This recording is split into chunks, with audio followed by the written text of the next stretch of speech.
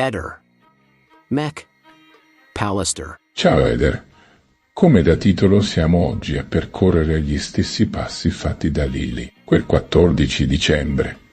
Appena uscita di casa dopo le 8:22, quando percorre la San Cilino. Siete pronti a capire e vedere con noi? Partiamo.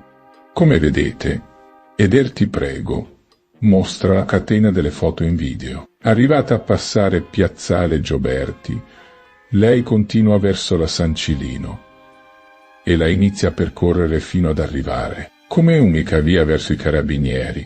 Lì non passerà però, le telecamere nulla ci mostrano. Lei, quindi, scenderebbe verso la Filippo Brunelleschi e da lì sulla Sanzio che più avanti la portano alla Bosta. Rotonda. Questa rotonda è un luogo importante perché ci dice due cose. Una è che dall'altro senso arriva la via Giulia e l'altro che da qui, come vedere, si entra lungo la via Halle. Cacciatore che porta in una zona boschiva.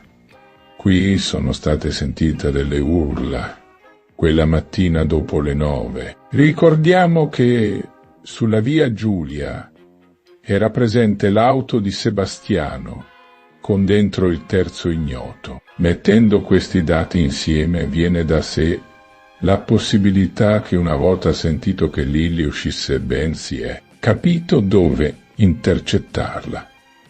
E tutto porterebbe alla zona rotonda e viale al cacciatore, zona in cui il terzo si apparta con Lily per avviare il litigio basato su soldi e su intenzioni che Lily aveva e che non andavano bene al terzo. Eder aveva già parlato di queste urla sentite in questa zona boschiva. Non si è indagato per nulla in merito. La lista è molto concreta, qui atteso che siamo tra le 9 e le 10 orario, in cui Lily dovrebbe essere morta. A seguire il terzo reincontra Sebastiano con Lily in auto. Scatta in quel momento, siano sulle 10:30, la volontà di Sebastiano di tornare a casa e dopo il giro in GoPro il terzo inizierà lo staging, mentre Sebastiano inizierà i montaggi con le GoPro per il suo alibi in quanto ben sa che di solito viene additato il marito a responsabile. Ecco, questa è la pista che segue ai fatti e dai dati che abbiamo, anche se non abbandoniamo la pista della casa della morte, di cui abbiamo fatto un video, e sulle chiavi anche. Grazie per l'attenzione ed a presto. Noi abbiamo dei dati certi, al contrario, che ci dicono che Liliana è uscita quella mattina. Per la luce accesa è un dato che ci fornisce Sebastiano. Abbiamo anche fatto un accertamento, una richiesta all'ente che fornisce l'energia elettrica, però non abbiamo delle informazioni così come è avvenuto col garage, col magazzino, perché il contatore è obsoleto e quindi dà i dati una volta al mese. Mentre invece per la fede, sinceramente va letto questo atto di Liliana insieme a tutti gli altri elementi che abbiamo, cioè Liliana, da quello che emerge perlomeno dal contenuto del telefono e quant'altro, da quello che ci dice Sterpin, e noi crediamo a Sterpin perché non abbiamo motivo di dubitare, insomma, aveva intenzione di separarsi da Sebastiano, quindi potrebbe essere anche un gesto per dire per me la relazione è finita. Questa però è una valutazione che non ha delle prove di riscontro, questo non lo possiamo sapere con certezza. C'era anche quell'anomalia, ci sono delle anomalie, come se ci sono dei segni, come se qualcuno in casa fosse tornato, qualcuno in casa ci fosse. Ad esempio abbiamo fatto quell'accertamento su quella telefonata, su quel messaggio, quindi bisogna capire, perché adesso attendiamo questa chiusura indagini. L'approfondimento è stato chiesto anche su quei telefoni, vediamo cosa ci diranno. Io ho avuto modo di sentire i consulenti e ad oggi ancora non c'è un nuovo incontro fissato, quindi aspettiamo. Io ritengo che a questo punto credo che sia difficile il deposito entro il 15 di febbraio. Bisogna capire come si organizzeranno i vari consulenti, insomma, con i loro impegni, perché attenderemo, insomma. Al di là delle fantasticherie erotiche di cui parla Covalero, perché voglio dire, Covalero ce ne ha date, ne ha scritte, ne ha dette di fantasticherie, insomma, quindi per quanto valgono le sue parole, con tutto il rispetto, per noi quello che vale, Gianluigi, sono gli atti di indagine, al di là dell'imponente messaggistica che noi abbiamo recuperato, che ci dice delle cose ben precise, ma c'è una consulenza informatica che noi stiamo perdendo di vista, e attraverso quella consulenza informatica è Liliana che ci parla, è Liliana che ci ha lasciato comunque quello che era il suo pensiero, quello che lei cercava e quello che lei voleva. Lei cercava, ricordiamocelo, come divorziare, e nel nostro ordinamento non si divorzia da un amante. Non è questo dovremmo capovolgere il problema, cioè noi non abbiamo elementi per dire che Liliana voleva suicidarsi.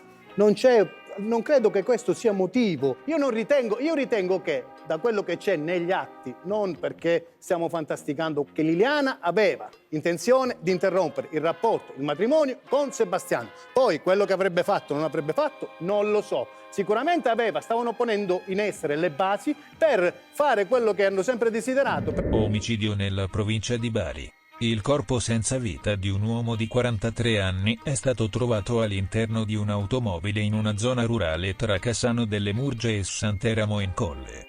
Secondo i primi accertamenti, l'uomo è stato ucciso con più colpi di arma da fuoco. I carabinieri stanno conducendo le indagini per fare luce sulla vicenda. Il ritrovamento è avvenuto nel pomeriggio di sabato 1 febbraio. L'agenzia di stampa ANSA ha riferito che la vittima è un uomo di origine marocchina, residente a Sant'Eramo, che aveva precedenti penali legati alla droga. Il corpo è stato scoperto da alcuni passanti, i quali hanno prontamente allertato le autorità. Sul luogo sono intervenuti i carabinieri, la scientifica del comando provinciale di Bari, un medico legale e un magistrato di turno per eseguire i rilievi del caso. Le indagini sono attualmente in corso, con l'obiettivo di ricostruire l'accaduto e identificare l'assassino. Sebbene i precedenti per droga della vittima suggeriscano un possibile regolamento di conti nel contesto dello spaccio di stupefacenti, gli inquirenti stanno esaminando tutte le possibili piste.